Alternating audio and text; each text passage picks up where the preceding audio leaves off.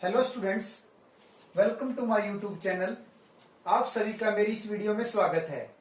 Last class में हमने class +2 commerce subject business topic financial management, last class में हमने फाइनेंशियल मैनेजमेंट का मीनिंग और फाइनेंशियल डिसीजन का एक पार्ट पढ़ा था, इन्वेस्टमेंट डिसीजन। ये हमारा पार्ट 2 है, इसमें हम फाइनेंशियल डिसीजन और अगले पार्ट में हम डिविडेंड डिसीजन। ये डिसीजन जो हैं इनको आराम से इसलिए करवाया जा रहा है क्योंकि ये बच्चे के समझ में कम आते हैं और इनसे क्वेश्चन आता ही आता है। तो लास्ट क्लास में हमने इन्वेस्टमेंट डिसीजन पढ़ा था। इन्वेस्टमेंट मतलब दो तरह से, लॉन्ग टर्म और शॉर्ट टर्म। कि लॉन्ग टर्म में हम लैंड ले, बिल्डिंग्स ले सकते थे और शॉर्ट टर्म में हम स्टॉक और कैश ले सकते थे। इसी तरह देखा जाए तो अब हमारा दूसरा अभी पार्ट फाइनेंशियल डिसीजन, वित्तीय निर्णय। इससे पहले तो हमने कहीं कोई जगह देखी थी जहां हमने पैसे लगाने थे। अब वो जो हमारे पास और बाकी जो पैसे बच गए, अब उनका हम किस तरह यूज करेंगे और किस फॉर्म में करेंगे, और हमारे पास यूज करने के लिए उसके किस तरह के टाइप्स के हमारे पास रिसोर्स हैं। तो बिजनेस में तो हमारा फाइनेंशियल डिसीजन में कई प्रकार से रिसोर्स हो सकते हैं। सबसे पहला इक्विटी शेयर कैपिटल, ये अकाउंट के पार्ट है सारे। इक्विटी शेयर कैपिटल, बिजनेस के कोई भी बिजनेस स्टार्ट किया तो उसके क्या होते हैं, ओनर होते हैं। ये उसके क्या होते हैं, ओनर। बिजनेस के ओनर कौन होते हैं, इक्विटी शेयर कैपिटल। इसको हिंदी में बोलते हैं समता अंश पूंजी। फाइनेंशियल डिसीजन लेते हुए ओनर ने 10,000 के शेयर 10 रुपए ईच के हिसाब से इक्विटी शेयर होल्डर ने लगा दिए। कुछ धन कितना लगा दिया, 10,000 शेयर का 10 रुपए ईच इक्विटी शेयर कैपिटल लगाए। अब इसके बाद 10,000 में काम तो चलना नहीं था, आगे भी उन्हें बढ़ना था। तो देखा था, फिर उन्होंने कुछ सहयोगी ढूंढे। कौन से सहयोगी, preference share capital. Preference share capital वे कैपिटल होती हैं, वे शेयर होते हैं जो इक्विटी से पहले अपने शेयर का हिस्सा प्राप्त करने से आगे रहते हैं, तत्पर रहते हैं। तो उन्होंने भी क्या कहा कि हम आपके बिजनेस में 5,000 शेयर लगा देंगे 10 रुपए वाले। यह भी धन लगा दिया शेयर खरीद कर। दोनों में क्या बात हो रही है, धन की। इसने 10,000 के शेयर, इसने 5,000 के। इनमें डिफरेंस क्या है, ये कंपनी के ओनर होते हैं और ये कंपनी में बिजनेस से यानी ओनर से पहले किसी भी शेयर का हिस्सा प्राप्त करने के लिए भागीदारी होते हैं। थर्ड पॉइंट है रिटेन अर्निंग। रिटेन अर्निंग का मतलब है अगर किसी भी कारणवश उन दोनों से धन जो प्राप्त हो गया, हमने जो रिजर्व में डाल दिया। रिजर्व होता है ऐसा अकाउंट जिसमें हमने भविष्य में अगर हमारे बिजनेस में आनी हो तो हम उस रिजर्व अकाउंट से पैसे निकाल लेते हैं, उसको बोलते हैं हम रिजर्व। रिटर्न अर्निंग का मतलब यह है कि हमें उन शेयरों से कितना रिटर्न वापस हुआ है, वो हम जो प्रॉफिट बचा है वो हम रिजर्व के रूप में डाल देते हैं। और इस रिजर्व को कई प्रकार से नाम दे रखे हैं, journal reserve, provident fund, employment fund, बहुत सारे नाम दे रखे हैं। इसको मैंने खाली रिजर्व लिख दिया है, ठीक है। फोर्थ पॉइंट हमारा डिवेंचर। हो सकता है कि equity share holder, preference share holder के बाद भी बिजनेस में कमी रहेगी तो बैंक जो बिजनेस है उसने क्या किया, जो कंपनी उसने क्या किया, लोन ले लिया। और लोन किस रूप में हो सकता है, डिवेंचर। लोन हो सकता है बैंक की फॉर्म में भी हो सकता है, या किसी राम नाम श्याम के व्यक्ति से भी वो लोन ले सकते हैं, उसे बोलते हैं डिवेंचर। डिवेंचर कंपनी के क्या होते हैं, लेनेदार, क्योंकि उन्होंने किसी व्यक्ति को पैसे दे रखे होते हैं। इनको और क्या बोलते हैं, क्रेडिटर। इनको और क्या बोलते हैं, क्रेडिटर। इन्होंने भी 4,000 डिवेंचर लगा दिए। कंपनी ने 4,000 के डिवेंचर 10 रुपए ईच। लेकिन एक बात और ध्यान में रखनी होती है, जो मेन पॉइंट डिवेंचर का है, इस पे हमें इंटरेस्ट देना होता है। ये बड़े ध्यान सोच समझ के कंपनी फैसला उठाती है कि डिवेंचर अगर हम किसी कंपनी के लिए शेयर बेच रहे हैं तो उसके लिए हमें पहले तो उनके रिटर्न ब्याज भी देना होगा। तो उसके मद्देनजर रखते हुए कंपनी कम शेयर ही डिवेंचर पर इशू करती है। और लास्ट है long term loan. Long term loan में भी हमारा बैंक आ सकता है। लॉन्ग टर्म लोन का मतलब है कि हमने ब्याज पर यानी हमने बैंक से ब्याज 10 सालों के लिए उठा लिया। 10 सालों के लिए मतलब 10 साल के लिए इंटरेस्ट, मतलब जो लॉन्ग टर्म लोन होता है, अगर हमने 10 साल के लिए बैंक से रुपए लिए तो 10 साल के बाद हमने या फिर 10 साल तक हमें ब्याज देना है। मतलब कहने का मतलब लॉन्ग टर्म लोन पे करना हमने वो चीजें, ठीक है। अगर इनको सिंप्लीफाई में देखें तो क्या चीजें हैं ये, बिजनेस की फॉर्म में तो ये बातें होती है। अगर बिजनेस की छोड़े, अब हम एक खुद का बिजनेस स्टार्ट करें, खेत में मुर्गी फार्म स्टार्ट करते हैं, तो मुर्गी फार्म जब स्टार्ट करेंगे तो सबसे पहले ओनर के पास कितनी कैपिटल है वो देखा जाता है।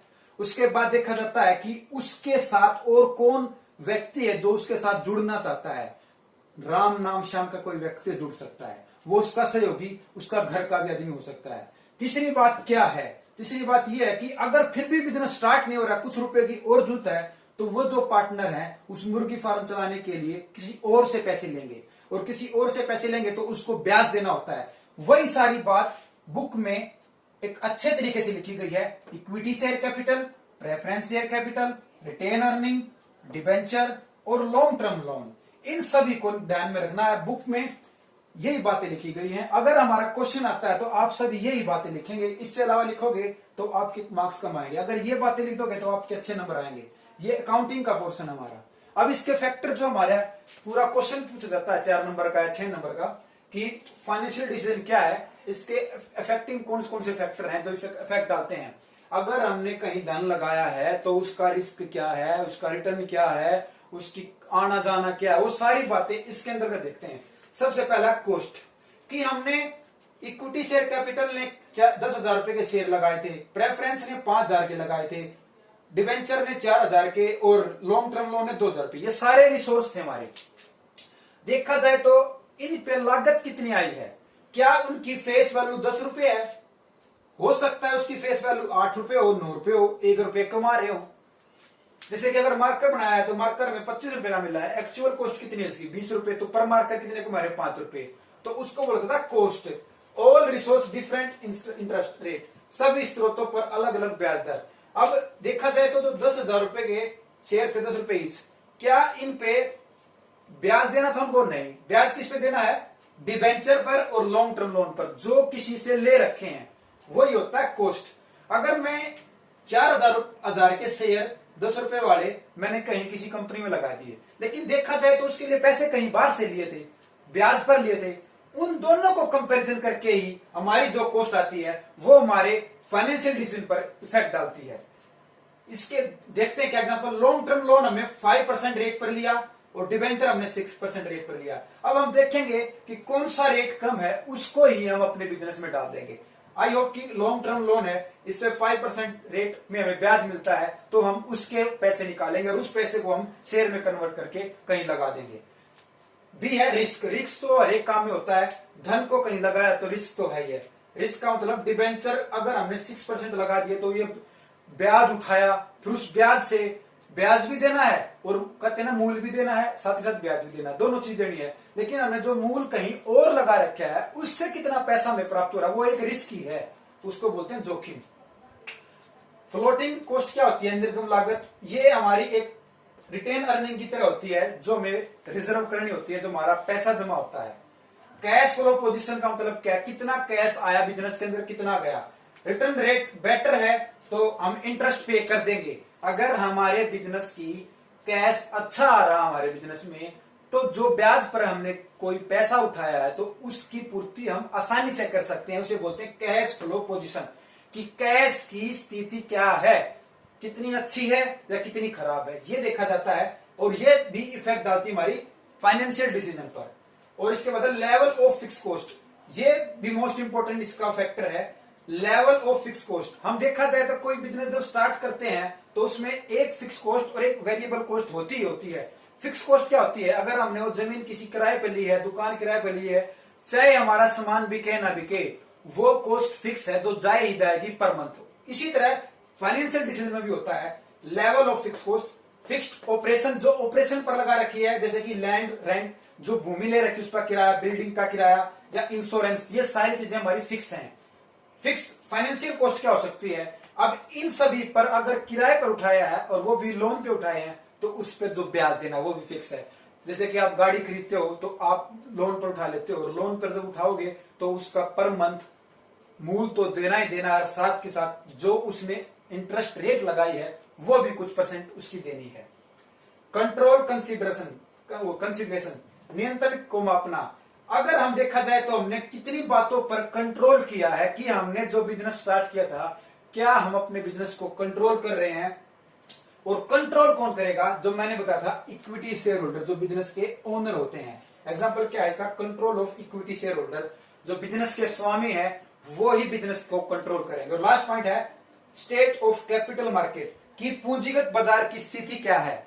कि पूंजीगत बाजार की स्थिति में क्या आएगा कि अगर देखा जाए तो ये जो हमने सेकंड, थर्ड, फोर्थ, फिफ्थ ये जो पार्ट देखे हैं, इनमें से कुछ लोगों ने जो पैसे लगाए हैं वो क्यों लगाए हैं, वो फास्ट या स्लो मार्केट की स्थिति पर डिपेंड करता है। अगर फास्ट है कि अगर एक कंपनी को जल्दी जल्दी पैसे प्राप्त हो रहे हैं तो वो सोचेंगे कि हम इक्विटी शेयर होल्डर के ही शेयर खरीद लें, 10,000 शेयर ही खरीदेंगे। अगर स्लो है तो वो सोचेंगे डिबेंचर वाले खरीदें ताकि हमें इंटरेस्ट भी प्राप्त हो जाए। आई होप कि आपको फाइनेंशियल डिसीजन समझ में आया है। धन्यवाद।